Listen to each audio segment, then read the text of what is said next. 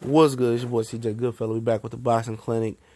Back talking that real boxing ish. And shout out to the homie Mr. DX Factor for requesting this video. And I'm gonna, do my best to satisfy his needs to be very detailed with the video. But if you want to get in contact with me directly, go to the description, click the Facebook link, like the page, and inbox me directly through my Facebook like page. That's the quickest way to get in touch with me for video requests or any immediate needs. But we back and we talking about why these fighters are cherry picking, ducking, scared to, or are they scared to fight guys, or what is the nature? And I'm gonna start off here. The reason why you got a lot of guys like Keith Thurman is, buying his time with Earl Spence, or Leo Santa Cruz didn't want to fight Rigondeaux, or Adonis Stevenson didn't want to fight Kovalev, or Demetrius Andrade didn't want to face top competition as Charlos, whatever it may be, and Frampton duck Rigondeaux and whoever else, whatever the situation may be. It's pretty simple. It's because they don't want to lose what they got. And if you look at the situation, a lot of champions make a lot of guys earn their shot at the championship belt. They buy their time. And it's not the fact they want guys to pay their dues, whatever. They don't want to lose what they earn to get. And when you sense a threat that can be a threat to or be an issue and be a problem from you losing your belt, once you lose in boxing, or you lose that championship belt, you lose money, you lose clout, you lose respect. Most importantly, like I said, you lose money. Your value drops once you lose those belts.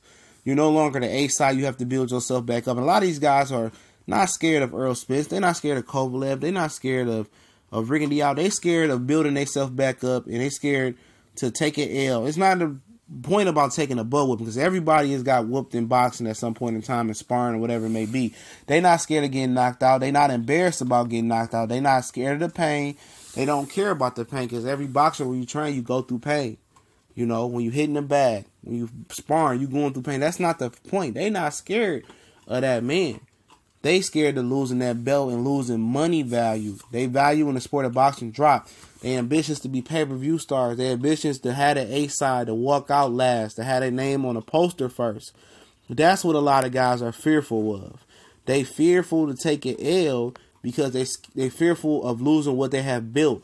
And when you've been hitting the pads and hitting the bag and running all these miles your whole life, for you to go in the ring versus somebody, when you don't have to, when you were a champion, you don't have to fight another champion. Let's just say another champion. You don't have to. They can never be a mandatory. You don't have to do that unless your promoter forces you to do that. If you don't take the fight, they put you on the shelf or something like that.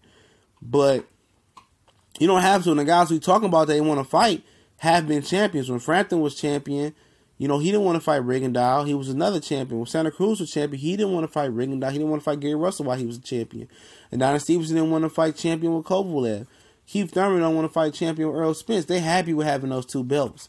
And I remember Chris Eubanks Jr. sitting down with Roy Jones saying, the guy asked him, he said, "You want to be the best?" He was like, "I never wanted to be the best. I was always content and happy with being amongst one of the best, to being mentioned with Roy Jones and the rest of these guys."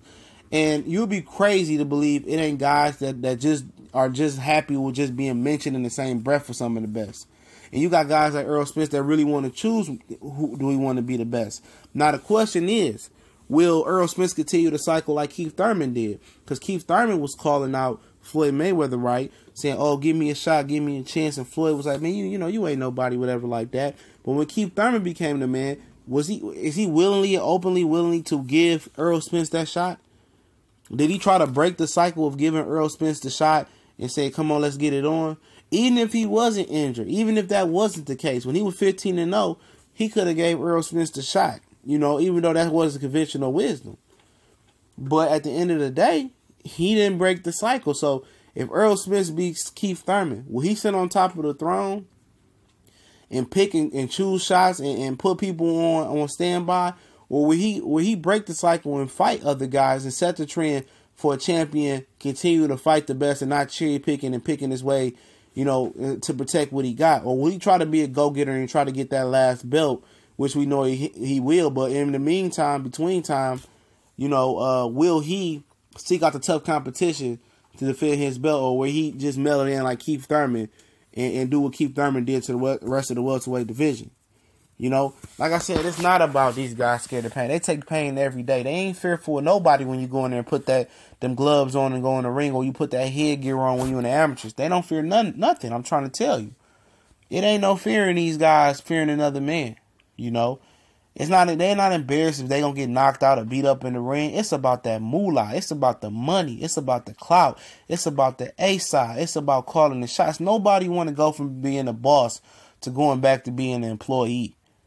You know, and that's what kind of happens. You know, if Earl Spence get, drugged, if Earl Spence drags Keith Thurman lose both belts. He got to go work his way back up. Potentially got to move up into another weight class because he got ran out his weight class because he feels like he probably can't beat Earl Spence if he fights him again, if that's the way it happens, if Earl Spence folds him like a lawn chair. That's why you see guys get beat and move up in weight. It ain't the fact that they can't make the weight no more. You know, people hide behind that excuse. It's the fact that they don't feel like they can beat that guy.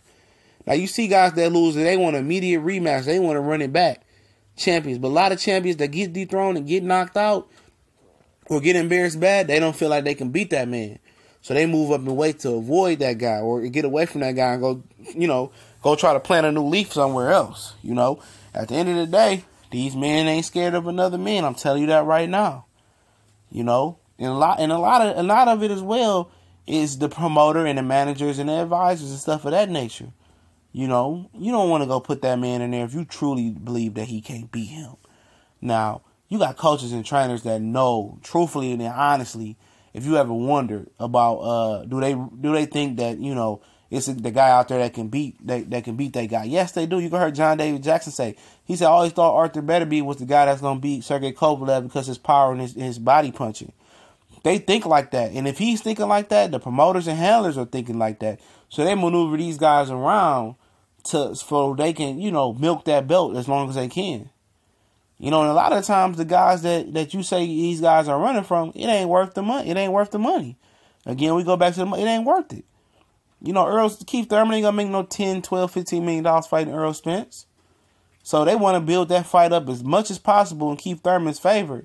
In his favor, I'm saying they want to build that much as possible. If I'm gonna lose, I want to lose for some real moolah. He made 2.5 fighting Leonard Bundu. He very well may make around the same amount fighting, Earl Spence. Because it ain't a A side versus a B side no more. It's two A sides. So somebody got to take a pay cut somewhere. And both sides may have to take a pay cut. You feel me?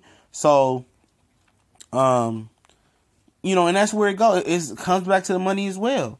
It's hard to get, do you want to go fight your toughest fight of your career and get a little bit more than what you got fighting, regular guys? You feel me? Do you? A lot of guys don't want to, do that as well. A lot of guys don't. Nobody want to go, to the tough fight and just get paid as much as you fighting the C side. Because when you the A side versus a B or C side, whatever it may be, you getting the lion's share of the money. But when you put two A sides in there, you got to split the lion's share of the money if it ain't a big pay-per-view fight. That's why fights go to pay-per-view.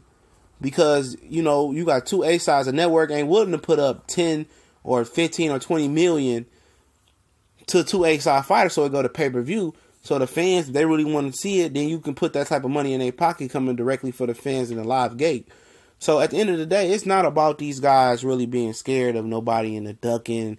And the ducking is all because of how they handled. Their handlers, fearing losing what they got. Because when you got them belts, and you got that, that's a bargaining chip. You know what I'm saying? That's a real bargaining chip. And when you lose that belt, you lose bargaining, you lose negotiation ground. You can't call the shots. You can't get the fight on the East Coast, or you can't pick the ring size. You can't pick the gloves that the guy want to wear. We seen with Madonna and Floyd. Floyd was saying, "I'm gonna pay you to wear to switch them gloves up, man. You can't wear them gloves.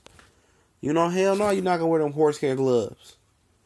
And he paid him. You think anybody else would have pulled that move on Madonna? Could have paid Madonna, that type of money, or could have told him to switch? Absolutely not. Nobody in the sport of boxing had that clout, but like Manny Pacquiao.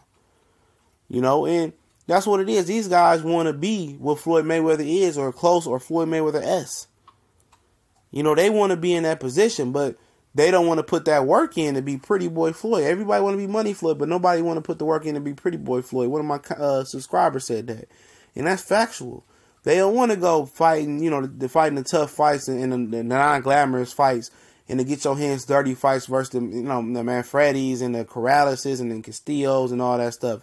They want it now, but they gotta know it gotta be earned. And you cherry picking your way is not gonna get you to the top faster. You fighting that Errol Spence gonna get you closer to where you want to be. And that's what it is. It's your boy CJ Goodfellas.